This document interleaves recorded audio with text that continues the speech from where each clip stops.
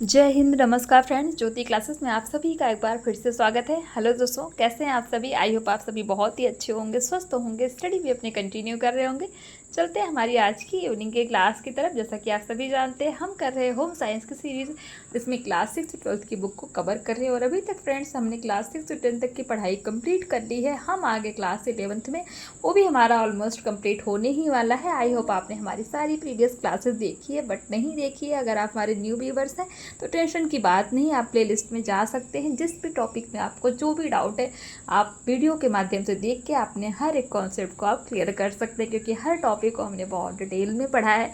इतने डिटेल में पढ़ने का एक ही उद्देश्य है कि एक बार आप इस सीरीज़ को देखिए, समझिए, ताकि होम साइंस से रिलेटेड कोई भी डाउट आपके माइंड में ना रह जाए। चाहे आप किसी भी क्लास के लर्नर से किसी कॉम्पिटिटिव एग्जाम की प्रिपरेशन कर रहे हैं, चाहे वो एग्जाम किसी भी स्टेट का हो, जी हाँ फ्रेंड, किसी भी स्टेट का हो, या फिर किसी भी फील्ड में होम साइंस से अपना करियर देख रहे हैं, सभी के लिए सीरीज़ काफ़ी हेल्पफुल होने वाली है। तो प्लीज़ चैनल पर फर्स्ट टाइम विजिट किए हैं तो चैनल को लाइक, शेयर और सब्सक्राइब करें।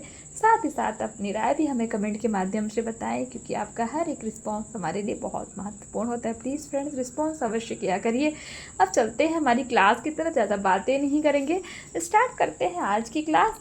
आज की क्लास में फ्रेंड्स हम करेंगे वित्तीय प्रबंधन एवं योजना, अर्थात फाइनेंशियल मैनेजमेंट एंड प्लानिंग। जो हमारा ये टॉपिक है, जो हमारा चैप्टर है, इस चैप्टर के ऊपर हम चर्चा करने वाले हैं। बट इसको करने से पहले प्रीवियस क्लास का एक बार क्विक रिवीजन कर लेते हैं कि हमने प्रीवियस क्लास, यानी कि जो हमारी मॉर्निंग आज सुबह 9 बजे हुई थी, उसमें हमने क्या किया था फ्रेंड्स। वो बहुत इंपॉर्टेंट क्लास थी, क्योंकि हमने किया था उसमें कुछ ढेर सारे क्वेश्चन आंसर्स की प्रैक्टिस, जो कि बहुत ही इंपॉर्टेंट थे, जो रिलेटेड किससे थे, हमारे परिधान अर्थात आवर अपैरल, जो हम टॉपिक कर रहे थे, उससे रिलेटेड हमारे जो क्वेश्चन आंसर जितने बन सकते हैं सारे की हमने प्रैक्टिस की थी। आई होप आपने उस क्लास को देखा होगा। बहुत इंपॉर्टेंट क्लास है, नहीं देखा है तो प्ले लिस्ट में जाइए, इसलिए आपको वहाँ से क्लास मिल जाएगी, आप देख के अपने कॉन्सेप्ट को क्लियर कर सकते हैं। तो ये तो हमारी प्रीवियस क्लास थी। स्टार्ट करते हैं कि फाइनेंशियल मैनेजमेंट अर्थात फाइनेंशियल मैनेजमेंट एंड प्लानिंग। तो इस पूरे अध्याय में हम पढ़ने क्या वाले हैं, तो इसमें हम पूरे अध्याय पढ़ेंगे फ्रेंड्स वित्तीय प्रबंधन, वित्तीय नियोजन, प्रबंधन, पारिवारिक आय, धन प्रबंधन में नियंत्रण, बचत, निवेश एवं साख क्या होता है। तो इन सारे ही जितने भी आपको ये छोटे छोटे से पॉइंट्स दिख रहे हैं, इन सभी पे हम चर्चा करेंगे इस पूरे अध्याय के माध्यम से। आई होप आपको एक बार पूरा ओवरव्यू मिल गया होगा कि आखिर इस पूरे चैप्टर में हम पढ़ने क्या वाले हैं। तो स्टार्ट करते हैं। वित्तीय प्रबंधन क्या होता है? किसी खर्चे का पूर्वानुमान, ध्यान दीजिएगा, वित्तीय प्रबंधन के बारे में हम पढ़ रहे हैं। किसी खर्चे का पूर्वानुमान अर्थात एक्सपेक्टेशन तथा भविष्य अर्थात फ्यूचर के लिए वित्त के प्रयोग की योजना बनाना ही क्या कहलाता है? वित्तीय प्रबंधन अर्थात फाइनेंशियल मैनेजमेंट कहलाता है। तो फाइनेंशियल मैनेजमेंट हम किसको कहते हैं?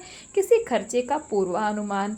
सपोज आपको कोई ऑर्गेनाइजेशन करवाना है, कोई फंक्शन ऑर्गेनाइज कराना है, और आपने मतलब पूर्वानुमान लगा लिया कि हमें जो है 50,000 या 1 लाख रुपीज़ जो है हमें फंक्शन को ऑर्गेनाइज कराने में लग जाएगा है। तो यही क्या है? हमारा वित्तीय प्रबंधन अर्थात फाइनेंशियल मैनेजमेंट। दूसरे शब्दों में वित्त प्रबंधन का सामान्य अर्थ परिवार के संदर्भ में वित्त के प्रबंधन से वित्त एक परिवार के लिए उपलब्ध सभी प्रकार की आय है, जिसमें वेतन, मजदूरी, वैगस, किराया, ब्याज, लाभांश यानी कि डिविडेंड्स, बोनस, सेवानिवृत्ति लाभ यानी कि जो हमारे नौकरी से रिटायर्ड लोग होते हैं तो सेवानिवृत्ति लाभ, और मौद्रिक प्राप्ति के अन्य सभी रूप शामिल हैं। वित्तीय प्रबंधन का उद्देश्य परिवार को उपलब्ध संसाधनों अर्थात रिसोर्सेज से अधिकतम संतुष्टि अर्थात सेटिस्फेक्शन प्रदान करना है। तो आई होप वित्तीय प्रबंधन आपको समझ में आ गया होगा कि वित्तीय प्रबंधन आखिरकार होता क्या है। जीवन की गुणवत्ता जिसे वित्तीय संसाधनों के बदले प्राप्त किया जा सकता है, केवल इस बात पर निर्भर नहीं करती है कि कितनी आय उपलब्ध है, बल्कि यह आय की नियमितता और स्थिरता पर भी निर्भर करती है। इसीलिए स्रोत के रूप में यानी कि सोर्स के रूप में धन के प्रबंधन का कौशल सीखना महत्वपूर्ण होता है। तो जो जीवन की गुणवत्ता है वो इसी बात पर निर्भर नहीं करती है कि संसाधनों के बदले क्या प्राप्त किया जा सकता है, ध्यान दीजिएगा, वो इस बात पर निर्भर करती है कि जो भी आय यानी कि जो भी सैलरी पेमेंट मिल रही है वो स्थिर है और वो आय कितनी नियमित यानी कि रेगुलर मंथली टू मंथली उतनी पेमेंट मिल रही है। अब ये देख लेते हैं वित्तीय नियोजन क्या होता है। तो वित्तीय नियोजन अर्थात फाइनेंशियल प्लानिंग किसको कहते हैं? वित्तीय प्रबंधन का एक घटक है। घटक मतलब एक रूप यानी कि एक भाग है। हम कह सकते हैं जो हमारा वित्तीय नियोजन है वो वित्तीय प्रबंधन का एक छोटा सा भाग है। धन की विवेकपूर्ण उपयोग के लिए वित्तीय नीतियों के निर्धारण एवं क्रियान्वयन की प्रक्रिया वित्तीय नियोजन कहलाती है। क्या? धन की विवेकपूर्ण उपयोग के लिए वित्तीय नीतियों के निर्धारण एवं क्रियान्वयन की प्रक्रिया जो होती है उसी को वित्तीय नियोजन कहते हैं। सामान्यतः बजट शब्द का ध्यान दीजिएगा, बजट शब्द का प्रयोग वित्तीय प्रबंधन के नियोजन में किया जाता है। तो जो बजट होता है ना, जैसे बजट हमारा आता है, बजट बनता है, तो उसको हम जो है कह सकते हैं कि ये वित्तीय प्रबंधन है। परिवार का बजट बनाते समय सुनिश्चित करना आवश्यक है कि परिवार की आय का उपयोग किस प्रकार किया जाना चाहिए कि परिवार के सभी सदस्यों की वर्तमान आवश्यकताएं पूरी की जा सके तथा परिवार के दीर्घकालीन लक्ष्यों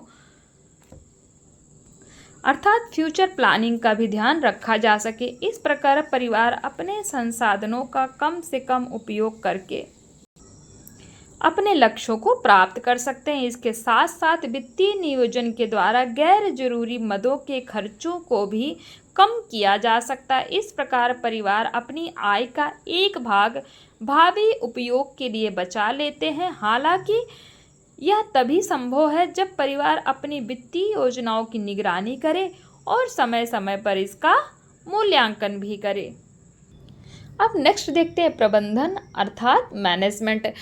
अपने लक्ष्यों एवं उद्देश्यों को प्राप्त करने के लिए उपयुक्त संसाधनों का बुद्धिमत्तापूर्वक उपयोग करना ही क्या कहलाता है? प्रबंधन अर्थात मैनेजमेंट कहलाता है। दूसरे शब्दों में अपने सीमित संसाधनों का कुशल तथा प्रभावी प्रयोग करते हुए लक्ष्य प्राप्ति की प्रक्रिया को ही प्रबंधन कहते हैं।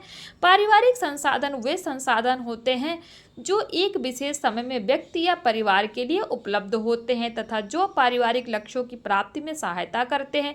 पारिवारिक संसाधनों में शामिल प्रमुख संसाधन निम्नलिखित है, ध्यान दीजिएगा। पारिवारिक संसाधनों में 3 प्रकार के संसाधन है। पहला मानव संसाधन, दूसरा भौतिक संसाधन, तीसरा सामुदायिक संसाधन। तो मानव संसाधन के अंतर्गत क्या क्या आता है? ज्ञान हो गया, कौशल हो गया, स्वास्थ्य, समय और ऊर्जा। ये किसके अंतर्गत आते हैं? कौन से संसाधन? मानव संसाधन। ध्यान आपको पता होना चाहिए मानव संसाधन क्या होता है। दूसरा है भौतिक संसाधन, जैसे आवास हो गया, पैसा हो गया, निवेश हो गया, तो ये हमारा भौतिक संसाधन के अंतर्गत आते हैं।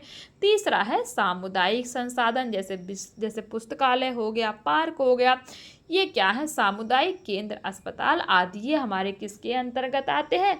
सामुदायिक संसाधन के अंतर्गत आते हैं। तो ये तो हमने देख लिए मानव संसाधन के कुछ प्रमुख प्रकार। अब देखते हैं संसाधनों का अधिकतम उपयोग सुनिश्चित करने के लिए महत्वपूर्ण है कि उसका उचित प्रबंधन किया जाए। सामाजिक इकाई होने के कारण परिवार एक उपभोग इकाई है जिसका मुख्य उद्देश्य परिवार के सभी सदस्यों के कल्याण हेतु वित्त प्रबंधन करना है। धन एक महत्वपूर्ण पारिवारिक संसाधन है। पर्याप्त धन के बिना एक परिवार आरामदायक जीवन नहीं जी सकता। वर्तमान जरूरतों और भविष्य के लक्ष्यों को पूरा करने के लिए प्रभावी ढंग से धन का प्रबंधन करना एक कौशल अर्थात स्किल्स है। दूसरा है हमारा पारिवारिक आय अर्थात पारिवारिक आय। फ्रेंड्स ये आप आई होप आपको प्रबंधन समझ में आ गया होगा। बहुत बार हमने प्रबंधन के बारे में पढ़ा है, तो हमने जो है प्रबंधन के कुछ प्रकार भी देख लिए। आप इनको ध्यान रखिएगा, स्टार मार्क कर लीजिए, बहुत इंपॉर्टेंट है ये प्रबंधन के प्रकार। अब नेक्स्ट हमारा टॉपिक है पारिवारिक आय। पारिवारिक आय अर्थात फैमिली इनकम एक निश्चित अवधि के दौरान परिवार के सभी सदस्यों के सभी स्रोतों से सभी प्रकार की आय के कुल योग से है। यह दैनिक, साप्ताहिक, मासिक, वार्षिक हो सकती है। आय यानी कि इनकम निम्नलिखित रूपों में हो सकती है। मजदूरी, कोई मजदूरी करके धन कमाता है, कोई वेतन, किसी को सैलरी मिलती है, कमीशन, कोई कमीशन से लेकर के जो है अपनी आय करता है। कारोबार से लाभ, जैसे कोई बिजनेसमैन है वो उनको क्या अपने कारोबार से लाभ प्राप्त होता है तो उससे भी वो धन प्राप्त करते हैं अर्थात प्रॉफिट फ्रॉम बिजनेस। संपत्ति से आने वाला किराया, रेंट फ्रॉम प्रॉपर्टी, जैसे किसी का घर है, किसी का प्लॉट है, वो रेंट पे दुकान है चल रही है तो उससे उनको जो है धन प्राप्त होता है। बोनस मिल गया, उससे भी धन प्राप्त होता है। पेंशन उपहार, स्वामित्व अर्थात रॉयल्टीज, आर्थिक सहायता, इकोनॉमी हेल्प्स। तो ये सारे क्या माध्यम है, पारिवारिक आय, यानी कि इन सब के माध्यम से जो है अलग अलग माध्यम से लोगों को आय की प्राप्त होती है, अर्थात धन उनको प्राप्त होता है। तो पारिवारिक आय के ये जो देख लीजिए प्रकार, ये आपको पता होने चाहिए, स्टार मार्क कर लीजिए, बहुत इंपॉर्टेंट है फ्रेंड्स। ये जो मैं आपको स्टार मार्क करके दिखा रही हूँ ना, तो प्लीज़ ये इंपॉर्टेंट होते हैं, इनको हम स्किप नहीं कर सकते, तो प्लीज़ आपको पता होने चाहिए। पारिवारिक आय के प्रकार क्या हैं, तो फ्रेंड्स पारिवारिक आय 3 प्रकार की होती है। पहला है वास्तविक अर्थात रियल इनकम, दूसरा है मुद्रा आय अर्थात मनी इनकम, तीसरा है मानसिक आय अर्थात साइकिक इनकम है। तो पारिवारिक आय कितने प्रकार की होती है आपको पता होना चाहिए। 3 प्रकार के जो है पारिवारिक आय होती है। वो 3 प्रकार कौन कौन से, वास्तविक आय देख लेते हैं। तो फ्रेंड्स वास्तविक आय अर्थात रियल इनकम वह आय है जो अतिरिक्त किसी सुविधा, सेवा या वस्तु के रूप में परिवार को एक निश्चित समयावधि के दौरान प्राप्त होती है। वास्तविक आय की परिभाषा अर्थशास्त्रियों द्वारा एक निश्चित सीमा के भीतर मानवीय जरूरतों एवं आवश्यकता की पूर्ति के लिए उपलब्ध वस्तुओं एवं सेवाओं के प्रवाह के रूप में की गई है। वास्तविक आय की परिभाषा से 3 महत्वपूर्ण बातें स्पष्ट होती हैं। कौन कौन सी, नंबर 1, वास्तविक आय में समय सम्मिलित होता है जो वह 1 माह अथवा 1 वर्ष का हो सकता है। नंबर 2, वास्तविक आय वस्तुओं और सेवाओं अर्थात गुड्स एंड सर्विसेज का प्रवाह है, यह स्थिर नहीं हो सकती है। नंबर 3, वास्तविक आय में ऐसी वस्तुएं एवं सेवाएं शामिल हैं जो धन से उपलब्ध हो भी सकती हैं और नहीं भी हो सकती, जैसे अपने खेत के उत्पाद एवं घरेलू सेवाएं। तो ये तो हमने देख लिया वास्तविक आय के बारे में। अब देखते हैं वास्तविक आय के प्रकार। तो ध्यान दीजिएगा, वास्तविक आय के भी प्रकार हैं कौन सी, एक प्रत्यक्ष आय अर्थात डायरेक्ट इनकम, दूसरा है अप्रत्यक्ष आय अर्थात इनडायरेक्ट इनकम। तो इनके बारे में भी हमने, ध्यान दीजिएगा, किस क्लास में पढ़ा है कमेंट करके बताइए। डायरेक्ट आय एवं इनडायरेक्ट आय के बारे में भी हमने बहुत डिटेल में पढ़ा, फिर भी एक बार रिवीजन कर लेते हैं। प्रत्यक्ष आय, इसमें से वे सेवाएं हैं और वस्तु शामिल होती है जो बिना पैसे के परिवार के सदस्यों के लिए उपलब्ध है। उदाहरण के लिए महिलाओं द्वारा घर में किए गए कार्य जैसे खाना पकाना, बर्तन धोना, कपड़े धोना, सिलाई करना आदि। इसके अतिरिक्त एक घर जिसके लिए भुगतान किया जाता है तथा उद्यान, सड़कें, पुस्तकालय जैसे सामुदायिक सेवा भी प्रत्यक्ष आय के अंतर्गत आती हैं। दूसरा अप्रत्यक्ष अर्थात इनडायरेक्ट इनकम, इसमें वे भौतिक वस्तुएं और सेवाएं शामिल होती हैं जो मुद्रा प्राप्त करने के बाद ही परिवार को उपलब्ध होती है। उदाहरण के लिए बाजार से धन के बदले सब्जी फल खरीदना आदि, ये हमारी क्या है, इनडायरेक्ट इनकम। तो ध्यान दीजिएगा, प्रत्यक्ष आय क्या होती है, जिसमें हमारे काम तो हो जाते हैं बट हमें धन नहीं खर्च करना पड़ता, वो हमारे क्या हो गए, प्रत्यक्ष आय हो गई। और जिसमें हमें धन खर्च करके कोई भी वस्तु प्राप्त होती है उसी को हम अप्रत्यक्ष आय अर्थात इनडायरेक्ट इनकम कहते हैं। तो ये तो हमने देख लिया पारिवारिक आय के प्रकार। पारिवारिक आय के 2 प्रकार देखे, कौन सा, पारिवारिक आय के 3 प्रकार, पारिवारिक आय के हमने 3 प्रकार देखे, कौन कौन से, वास्तविक आय अर्थात रियल इनकम, मुद्रा आय मनी इनकम, तीसरा देखा हमने मानसिक आय अर्थात साइकिक इनकम।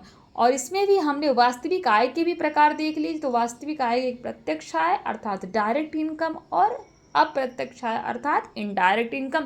तो इनके बारे में हमने देख लिया। आई होप अभी तक जितना हमने पढ़ा वो सारी चीज़ें आपको समझ में आई होंगी। आज की क्लास को अभी तक यहीं करते हैं फ्रेंड्स, क्योंकि क्लास ज़्यादा बड़ी नहीं करेंगे। सुबह की क्लास हमारी थोड़ी बिग हो गई थी तो हम आपको बोर नहीं करना चाहते। नेक्स्ट क्लास में हम करेंगे मुद्रा या धन आय अर्थात ये सभी के बारे में जो है, मुद्रा या धन आय, इन सभी के बारे में हम पढ़ेंगे। मुद्रा या धन आय हो गया, मुद्रा का महत्व है, फिर मानसिक आय क्या होता है, तो ये सारी चीज़ों के बारे में हम डिस्कस करेंगे हमारी क्या आने वाली क्लास में। तो आज की क्लास को यहीं तक रखते हैं, मिलते हैं हमारी नेक्स्ट क्लास में। तब तक के लिए जय हिंद, नमस्कार। हंसते रहिए, मुस्कुराते रहिए, एक दूसरे की हेल्प करते रहिए। और प्लीज़ फ्रेंड्स, मैं बार बार आपसे रिक्वेस्ट करती हूँ, कमेंट करके अपनी राय हमें अवश्य बताइए। जो भी आप बोलिए, आपको कोई भी मतलब कुछ चीज़ें समझ में आ रही या फिर नहीं आ रही, कॉन्सेप्ट क्लियर हो रहे हैं या नहीं हो रहे हैं, प्लीज़ रिस्पॉन्स अवश्य किया करिए। मैं बार बार कहती हूँ कि आपका हर एक फीडबैक हमारे लिए बहुत ही महत्वपूर्ण होता है। प्लीज़ अगर कॉन्सेप्ट क्लियर हो रहे हैं तो जाते जाते चैनल को सब्सक्राइब करके बेल आइकन प्रेस करके अवश्य जाइए। और हाँ, अपनी राय जैसे हमने बोला कमेंट के माध्यम से अवश्य बताइए। धन्यवाद।